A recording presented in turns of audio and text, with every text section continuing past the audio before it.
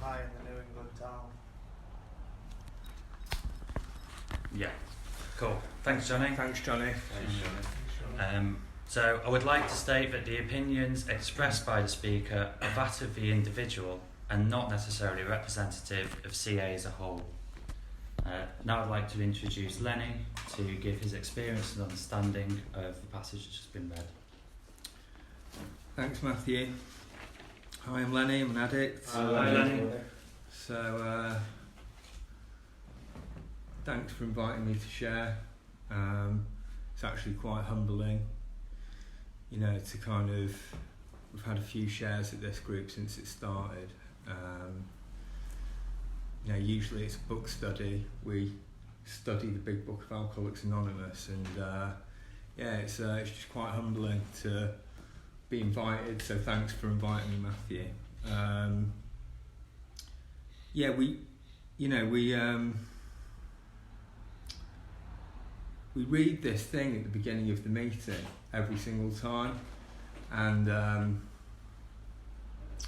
you pass me the thing for a sec? So it says, war fever are the first words of the first edition of the Big Book of Alcoholics Anonymous. It means a widespread enthusiasm for going to war. At this meeting we encourage a widespread enthusiasm for our primary purpose. Here at War Fever we face our illness, one which only a spiritual experience will conquer. In addiction, many of us have been fighting a war, constantly in combat, battling and hiding from an enemy which is cunning, baffling and powerful. Starting with abstinence, we found that upon a fearless and wholehearted surrender to the fact that we were powerless over cocaine and all other mind-altering substances, we then commenced to be victorious. However, without an effective defence, our enemy is sure to return. We believe that an understanding and continued living of the 12-step recovery programme, as outlined in the Big Book, is an essential aspect of gaining a defence from a higher power. You know, yeah, thanks for reading the passage, Johnny. You know, we state in that introduction that war fever are the first words of the first edition of the Big Book. They're not actually. You know, there are some bits before page 1, but you know, one thing that kind of led to the formation of this group was kind of a certain understanding around the Big Book, and so really we kind of acknowledge the first page of the Big Book, or to be page 1. You know, anything else that's before that, the forewords, the title page, any other opinions that might be before that, we kind of, you know, I kind of always believed, or came to believe, that did kind of contradict some stuff that we read in More About Alcoholism. So that just kind of does explain that a little bit. You know, we say that war fever, it does actually mean in the dictionary a widespread enthusiasm for going to war. You know, and kind of, I suppose the background of and kind of relating to the reading is war fever ran high in the New England town to which I was assigned. You know, I arrived in Sheffield. I didn't know why I was in Sheffield. It just happened, yeah. And I was looking for recovery. You know, I came to Sheffield with that in mind. You know, and I was looking for a message. I was looking for a message that, you know, and there were meetings in Sheffield. I went to meetings in other fellowships, you know, and I couldn't find like this thing where people were enthusiastic about the primary purpose. They, you know, there were other meetings where people were enthusiastic about talking about a lot of other stuff, which is cool, you know, but, you know, I sought out a home group in Leeds, and that was kind of my home group for the first year. and it was cool, and there was like this widespread enthusiasm for what it is that we talk about. It's called the War Fever Solution Group, which is a little bit of an oxymoron because we don't actually talk about the solution that much. In like a lot of the readings that we choose to read aren't actually about the spiritual program of action. A lot of what we choose to read is actually to do with the problem, which is kind of quite interesting that the main basis of my solution is understanding what the problem is and being able to communicate that to someone. I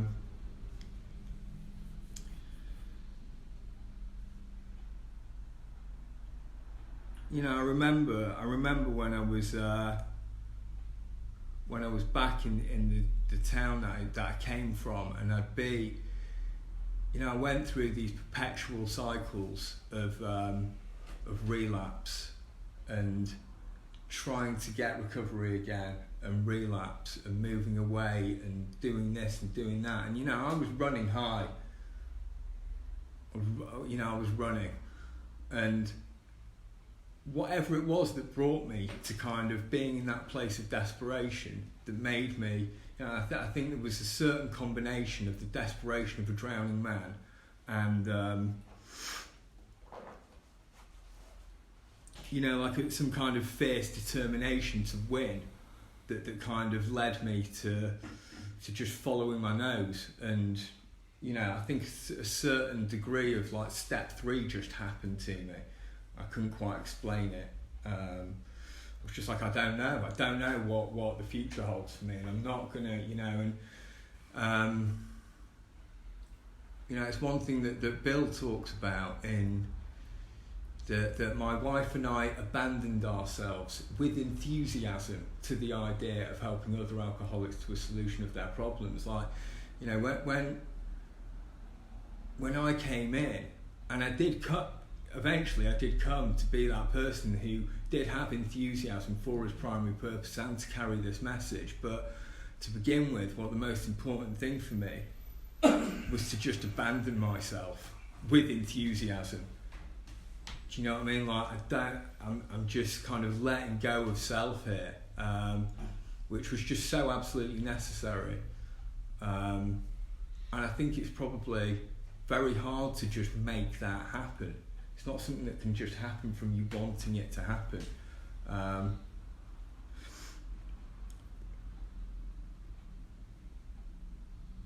There's another thing about the formation of this group, which is interesting, that, and it's an observation that there were 4 original service committee members, and 3 out of the 4 relapsed. 1 got a year and then relapsed. 2 relapsed kind of quite quickly, and 1 didn't relapse. So in the percentage terms of kind of that original group, relapse seems to be a common denominating factor. That appears to be the dividing line between whether or not I'm going to get this thing or not.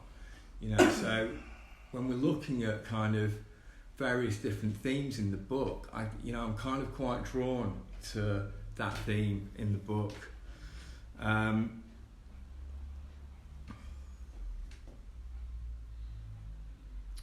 When I started reading the big book quite a lot when I arrived here, and when I was looking at kind of what we could call the meeting, and those were the first words on the thing, and I thought, fucking hell, war fever. Addiction does feel like I'm fighting a war. It really does feel like what is suggested in that reading, that it's like, I'm battling, I'm hiding from an enemy, and the big book does seem to like personify this kind of enemy figure. It talks about like, if there was a devil, there's the boss universal, and it's full of different references to war, which isn't surprising because they'd just had the First World War. Bill was in the First World War, you know, and so that was kind of all pretty fresh for those guys. They had experienced that thing, you know. When Bill talks about physical and mental torture, it's like he was in war. That they actually did physically and mentally torture people, you know, like there's, you know, prisoners of war, you know. And the thing is with addiction, my experience, I mean, it's natural to say that it doesn't take any prisoners, but it does. It's just, you know, but you can just stay trapped for a pretty long time. That's my experience of it. And when you are in it, it's pretty hard to get out of it. There's nothing that I can do to make that happen.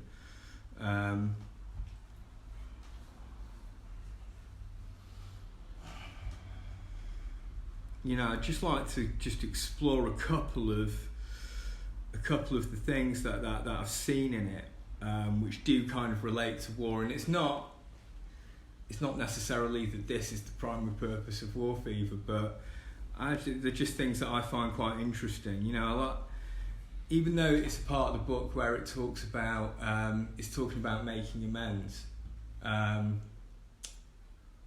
Well, actually, it's not the amends part. It's talking about as in war, the victor only seemed to win. It's talking about resentment. You know, like the idea that I want Matthew to suffer, so I'm going to drink poison and you know, I'm going to drink the poison and expect him to die. You know, like the idea of, you know, who won the Second World War? The Allies won the Second World War. Did they really? You know, tell that to all the people that died in that war. You know, so I get what it's saying there, but the thing that I kind of see in that is that in this war, in this battle of trying to fight addiction, there are periods where we do seem to win, you know, and that can definitely lead to some kind of false sense of security over what can happen next. And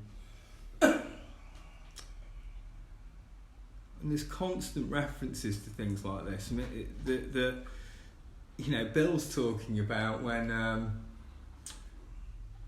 after the Wall Street crash, and he had to go to stay at his mates in Canada, and he reassembled his life, and he felt like Napoleon returning from Elba. You know, but what is it that happens to him? But drink caught up with me. You know, so it's not so much talking about the surface of his life. It's talking about what it was that brought him down. You know.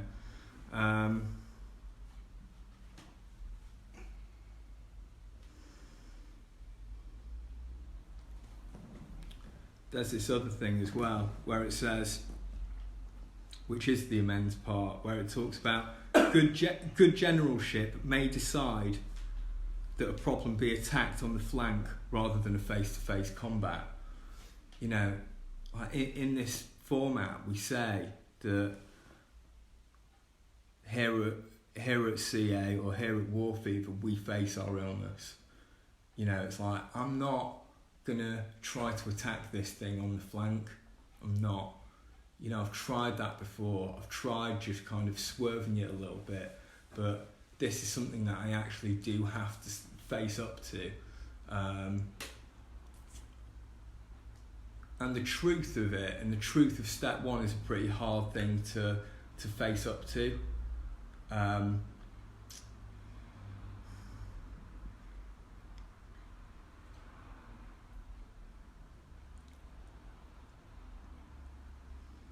Okay. This next thing is probably one of my favourite things that I do want to kind of talk about a little bit more. That Bill talks about, he says, out of this alloy of drink and speculation, I commenced to forge the weapon that one day would turn in its flight like a boomerang and all but cut me to ribbons.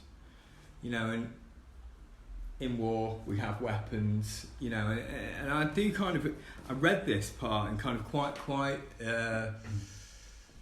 I saw something in it that I'd never seen before when I was reading last week, that, you know, Bill, in another bit of AA literature, he describes how when he was 10 years old and his grandfather gave him a book about Australia, and it talked about the Aborigine people in it and boomerangs, and Bill convinced himself that he was going to be the first American to make a boomerang and successfully throw a boomerang.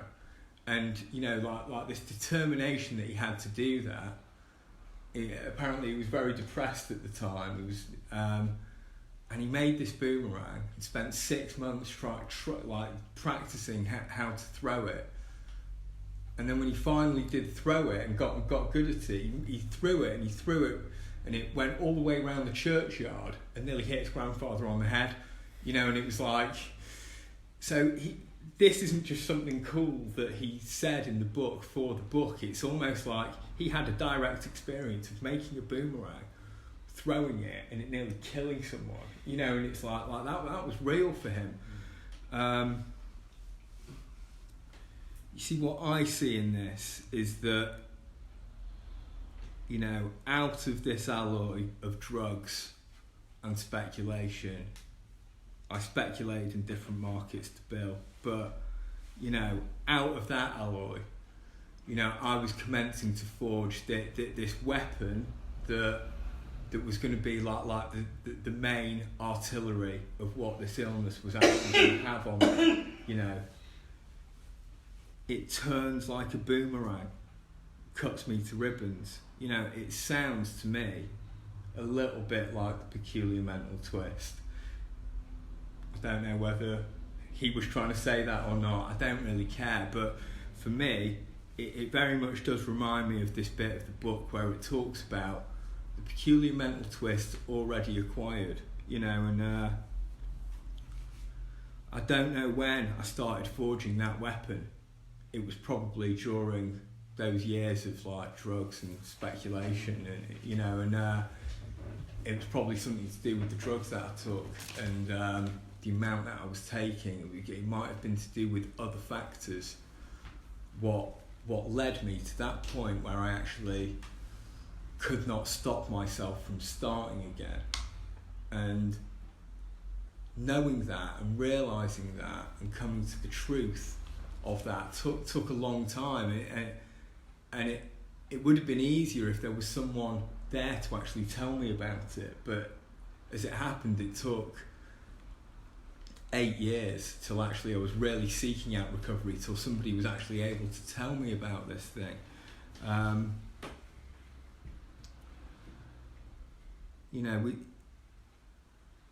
part of one of the readings in at War Fever, we read page 24, the italics. You know, and that does perfectly describe what's going on for me in that illness, that it's a fact. You know, I don't know the reasons exactly why it happened. The reasons are obscure, but I've lost the power of choice over the first drug, you know. That at certain times, I can't predict when that certain time is gonna come, and at the other times, it seems like everything's okay, which is really scary, you know. But at certain times, my willpower becomes practically non-existent. You know, like this thing happens in my mind, which I don't quite understand. You know, I can't really come to terms with exactly what that is, and I don't think that I ever will know exactly what that is. You know, there are certain symptoms of what happens to me in that moment, that my willpower appears to desert me, which is really scary. You know, my memory appears to desert me, and I can't see the reasons not to pick up that first drink or drug. there's probably a whole load of other things going on as well. There are probably other factors, but when I look at what was happening in my relapses, that is the common denominating factor. And it you know, to really believe that I have actually lost the power of choice over that is a very difficult concept to get my head around, because when I look back I think, oh well, I did this because of that, and because I thought to pick up that first drink or drug, I decided to do it. The reality is, and the way that I have come to understand it, because that's how I have been shown to understand it, it's not something that I would have arrived at naturally, actually. If they hadn't written that down in this book, I never would have figured that out at all. You know, and it's scary, the way that can happen, completely out of the blue. It's terrifying. You know, it says that it describes alcohol or relapse or whatever as a subtle foe. You know, it's insidious. It's like it's camouflaged. It's going to come at me in a way where it seems harmless. You know, and I don't know. You know, the way that the book does seem to kind of keep referring to this type of enemy or this thing that we're up against. Yeah, we're obviously up against something, and coming to meetings and hearing loads and loads of different stuff at different times made me kind of quite confused about what it was that I was up against. You know, I probably also am somebody who does suffer at times with something that they call in the book a spiritual malady, you know. Perhaps that is a factor in relapse, I don't know, but there were times when I wasn't suffering from that and I relapsed anyway. And so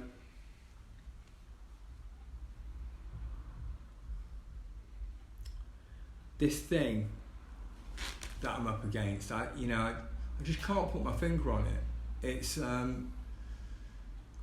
know, when I look back on the various attempts at stopping that I had, you know, and I I think about it like a little bit like you know, you watch some of these box sets and like these scary box sets. You know, and there's one season of a box set and it's really scary, and then just towards the end of it everything's okay and everyone like it's all happy, you know, and then there's an interval and then the next season starts again and it's like, oh fucking hell, it's back, the thing is back. You know, and it's like, it's just this thing that I'm up against is strange. Yeah, it's pretty strange, you know. However weird I can experience it to be, it's going to get stranger the next time, you know. You know, what season are we on in that thing? We're on season 3, yeah. Like with my relapses, you know, and the times that I've been separated, I've had 2 seasons of that absolute hell, and I don't want to see season 3, you know, but this thing gets stranger, it does, you know, and it's like that it's gonna change, it's gonna present a new anomaly to the way that it appears to me. You know, it's like the Demigorgon in that series. You know, as soon as I think that everything's okay, it's going to come at me. I can't do anything about it. As soon as that bit's gone, as soon as that enemy's gone, it'll re-emerge as something else. You know, there's nothing that I can do to prevent that from happening. I know that there is a season 3. it's there. It lives in parallel with my whole life. It's like, sometimes I'm completely amazed that it hasn't happened yet. Like sometimes I pinch myself, like, fucking hell, what's going on here? Why haven't I relapsed? And the truth is that it's to do with this thing of abandoning myself with enthusiasm to the idea of helping other addicts to a solution of their problems.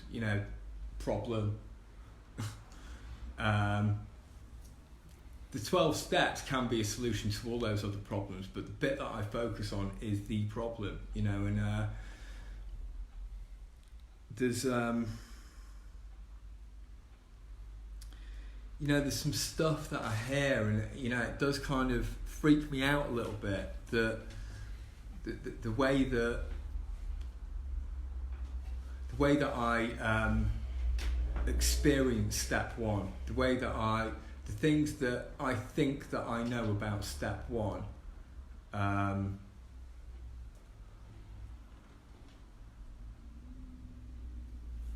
are intertwined so deeply with kind of a feeling in the pit of my stomach of what that really is. I haven't got step one. Do you know what I mean? For me to say that I've got a solid step one, already, by saying that, I kind of believe that I wouldn't have it by saying that. Because it's so mysterious, the nature of the illness. What's it saying? The things that we can talk about, the symptoms of relapse, that's just what we know about it. There's so much that we don't know about it. I mean, this is by no means a comprehensive picture of the true alcoholic, but really, it's by no means a comprehensive picture of the true nature of the illness, but it's all we've got. Do you know what I mean? That's what we've got to work with. What is happening to me when I relapse?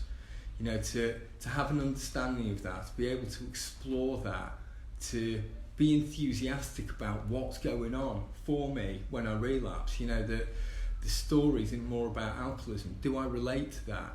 I better have, a whole bunch of those up my sleeve so that I can show the mental twist to the new guy, as they have done in the chapter on alcoholism. If they are a real one, they'll understand me at once, and that's the start in this. There's all this other information, but that's what kind of like really where it starts. The notion that anyone can have a solid step one disturbs me, because it's this kind of thing where I can look at step one, I can think, oh yeah, I've got step one, that I know that information, I know that thing about powerlessness, I've got that locked down. Yeah, and then I try and touch it, and I realise it's a hologram. It's like there's nothing there. There's nothing there for me to, and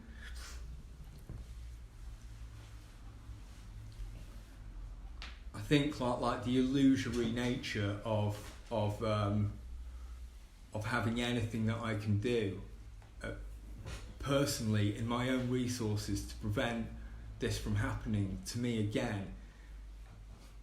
Is, in a way, it's like a complete void. It's like I've created a vacuum in front of myself. For some strange reason, it's like that does appear to be the space where this higher power has kind of come into, and I can't quite explain it. But to kind of start being somebody who is devoid from self and kind of written off their old ideas about life, for me, was absolutely necessary. I'm not saying that is absolutely necessary or what anybody else should do or should have to do, but that's my experience of it. I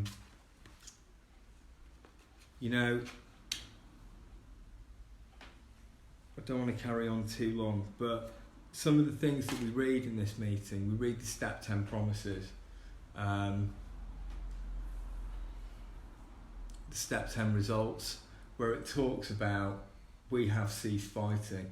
You know, there's another thing, you know, like this was the whole thing around war fever, was that when we become recovered as a result of the steps, it's like we cease fighting.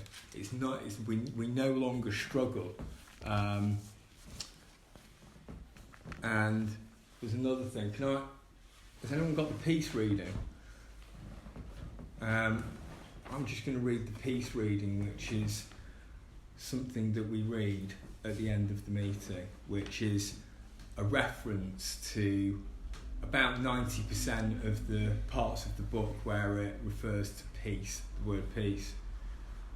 In the face of collapse and despair, in the face of a total failure of our human resources, we found that a new power, peace, happiness, and sense of direction flowed into us. As we felt new power flow in, as we enjoyed peace of mind, as we discovered we could face life successfully, as we became conscious of the presence of our higher power, we began to lose our fear of today, tomorrow, or the hereafter. We can be alone at perfect peace and ease. There is a sense of victory followed by such a peace and serenity as we have never known. We now know happiness, peace, and usefulness in a way of life that is incredibly more wonderful as time passes. We will comprehend the word serenity, and we know peace. You know, that is my experience so long as I keep in fit spiritual condition. I'll leave it there. Thanks,